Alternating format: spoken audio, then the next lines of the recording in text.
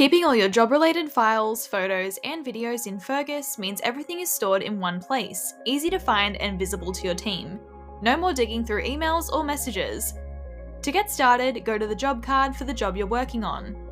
On the left-hand side, click Files and Photos. Here, you'll see any files that have already been uploaded as well. To upload a new file, photo, or video, drag and drop it into the blue upload box or click Choose File to browse and select it from your device. Once uploaded, you'll see the file appear below the blue box. This confirms it's been successfully added. And a quick note on upload sizes. Each file must be under 20 megabytes.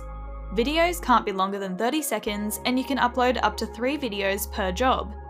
Need to check file compatibility? See our guide on supported file types. And that's it. Now all your job files are neatly stored in one place, making it easy to stay organized and keep your team in the loop.